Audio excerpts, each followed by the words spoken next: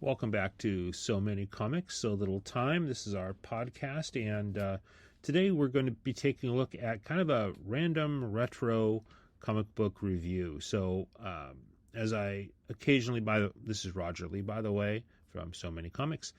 As I read comic books, sometimes I follow a organized pathway, reading an entire series or a storyline or story arc. And sometimes I start thinking, oh, I remember that comic book from when I was a kid. Let's figure out where it is and see if it's in my collection of graphic novels, or more likely in Marvel Unlimited or the DC Universe Online app, where I can read the digitized versions. So in this case today, we are taking a look at Adventure Comics number 420.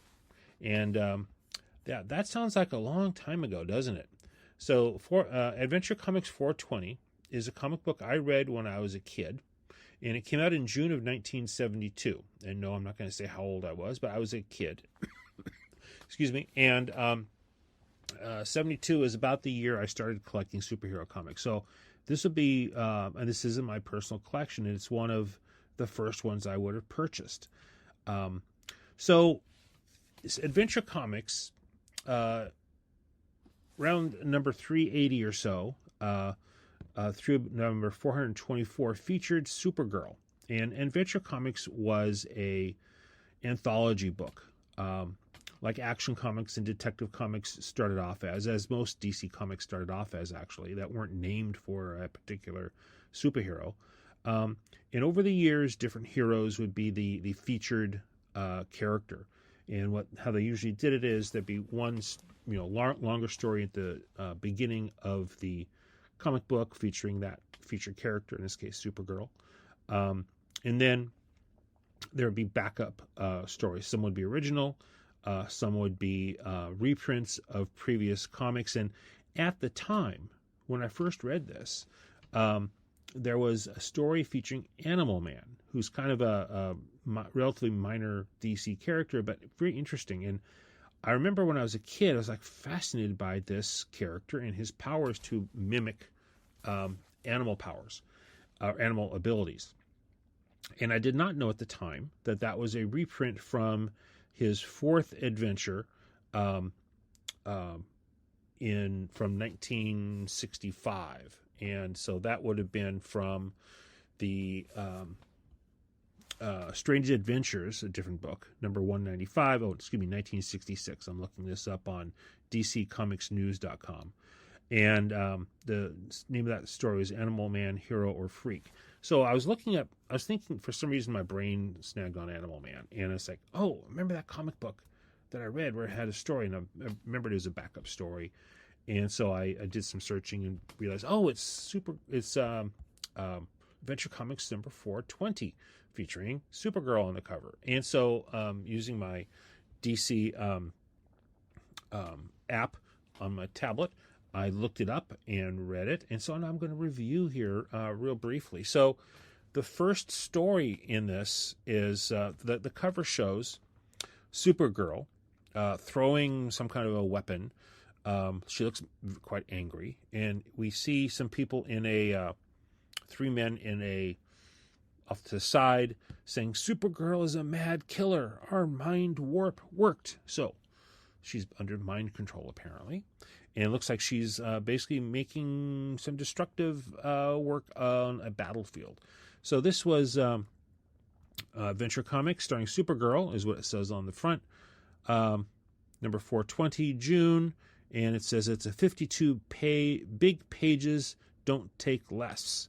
And this is back when they were expanding the books. And on the top, it says... also featuring Animal Man, there's a story with Starman, plus the monster from Krypton. So, let's take a look here. So, the Supergirl story is named, "And Death Shall Have No Dominion." And if you are a literary person, you might recognize that as a line from a Dylan Thomas poem. In fact, Dylan Thomas is listed in the credits.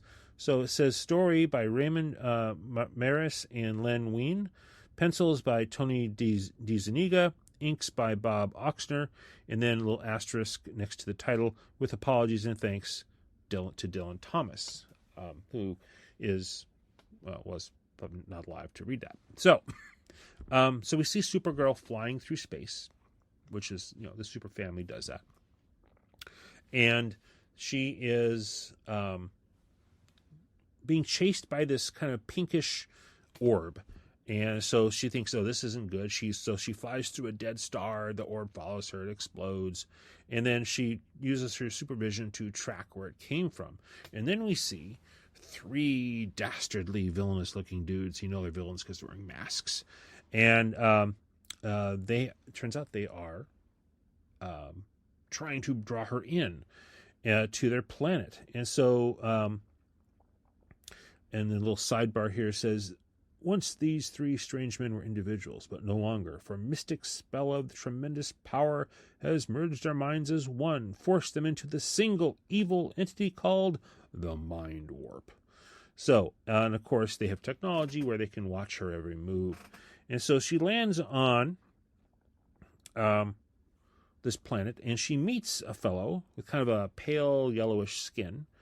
And he introduces himself as, "Welcome, traveler. I am Togren, son of Vorko. What brought you here to the Garden of My Mind?" And she introduces herself. He says, "Look out," and they're under attack. And so this is kind of a Silver Age. This is Silver Age / Bronze Age story. We see some creative alien technology that and then tries to trap her. He uses the powers of his mind, which appear to be quite significant. The art is pretty good. A little bit, not overly detailed, but again, considering this is an alien world, it actually is. It looks alien. I mean, it does a good job. So she starts to sit down and talk to the guy, and it's quite obvious that she's kind of taken with him, handsome fellow, and then they kiss. Now, I don't remember exactly when I was a kid how I reacted to that, but it probably been like, ooh, yuck. But it is Supergirl, and hey, she's attractive, and so turns out her falling for this guy is part of the plan of the Mind Warp, one of whom is this guy's dad, and so part of the plan, they then throw in an attack on them. The guy Togren is killed, and then the Mind Warp starts messing with Supergirl's emotions, and she goes crazy and says, "All right, you madmen, you want war, you want death, then I'll give it back to you. I'll kill you myself. I'll kill you all. Kill, kill." Which, of course, the super people don't kill, right? That's their moral code. So we see the father of the Togren go out to the battlefield, pick him up, use his powers to revive him, which was the plan. And then Togren, of course, is like, "No, you're ruining the Supergirl. I need to go help her." And so he's endangering his life. And then the dad, Vorko, goes nuts, grabs a sword, and then goes after his partners. And meanwhile, we see Supergirl destroying this enemy army on the other part of the planet. And Togren gets her to stop. But here's an interesting thing. We don't really see any follow-up on this. I mean, it's a one-shot story. We don't see reference to it anywhere else, as far as I know, in DC. And looking at DCFandom.com wiki, it looks like Togren and the Mind Warp never appeared anywhere else. But in page 9 of this book, we see her destroying weapons, and we see some wounded alien soldiers there. And you got to think, considering all the chaos and destruction, and this, also looking at what the cover version of the chaos and destruction, she probably killed some people. And it's like, we never see any reference to that. It's like, this would be like a big moral thing. And then Togren shows up, breaks the Mind Warp's a hold on her mind. He then dies heroically because he used up all of his last power to save her. And then so she, we see the bad guys doing each other in, and we see Supergirl saying, "Oh, and you died twice for the cause of peace, Togren. The wizards and their evil have been destroyed, Togren." How does she know that the wizards are dead? But not you. No, never you. Not so long as one flower blossoms or one blade of grass endures, in quotes. So, quoting a poem, obviously. So then she, and it says an ending, and we presumably she, flies off to go home. Yeah. This is actually not a bad story. My only real complaint would be, again, we're talking, if this was a modern day comic, it would probably a 3-issue story arc, which we'd see more developing of their romance. We'd see her dealing with the consequences of what she did under control of the bad guys. Obviously she's not responsible for that, but excuse me. Again, we see no moralizing. We see no, her dealing with the consequences of what happened, other than she's all sad about this guy dying. And so, again, it's not a bad story.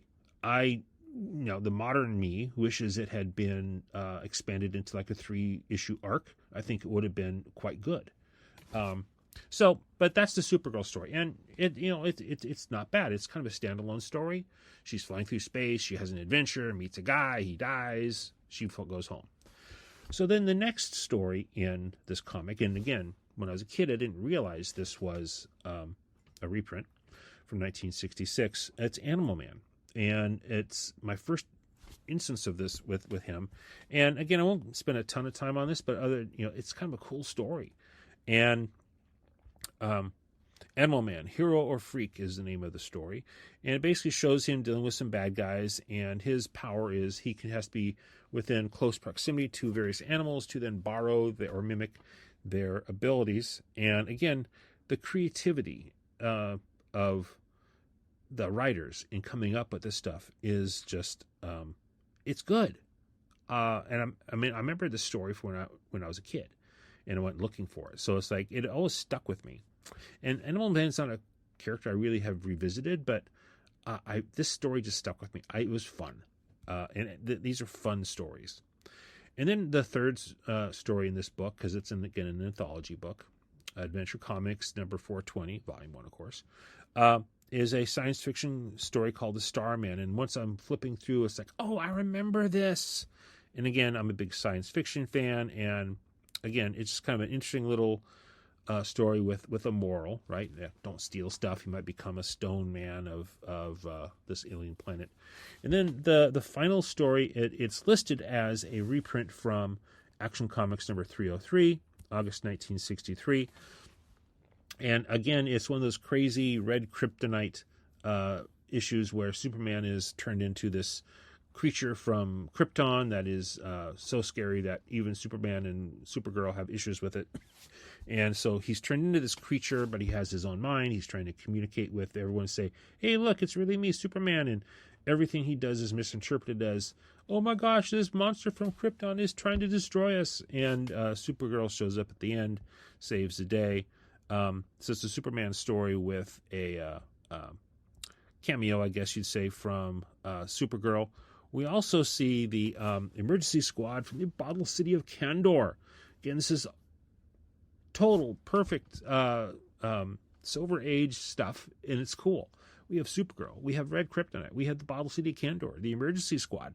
And we have, of course, in the end, Superman is turned back into himself.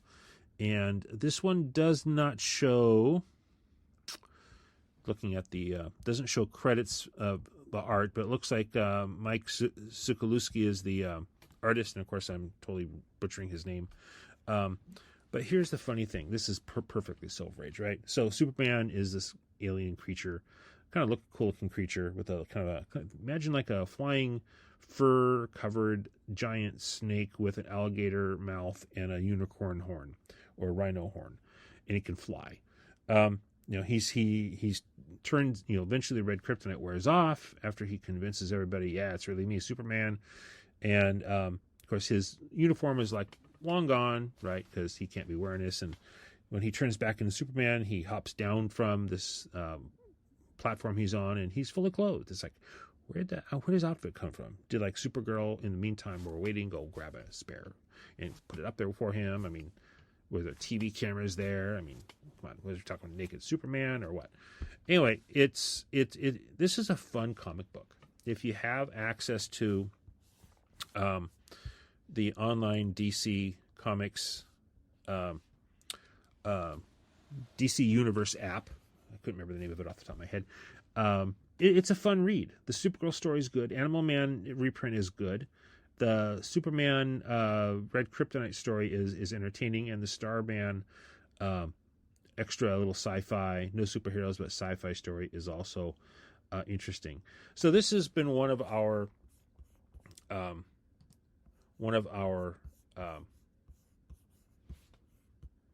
retro reviews here, and so we'll do these on occasion for fun, because comics are fun. And looking back on my childhood, I just wanted to share with you, hey, this is a fun comic to read if you're into any of these characters: Superman, Supergirl, actually, yeah, 2 stories of Supergirl, and or Animal Man, or just the Silver Age / Bronze Age stories. Again, this is the Supergirl stories one. I kind of wish they would revisit and redo as a longer story arc. It's not a bad story. It's kind of a science fiction, outer space, aliens, mind control story. They don't touch on the morality or the ethics of what happened, but I think that would be, they could only put in so many pages, right? So this is Roger Lee with So Many Comics, So Little Time. If you like our what we're doing here on the podcast, please share.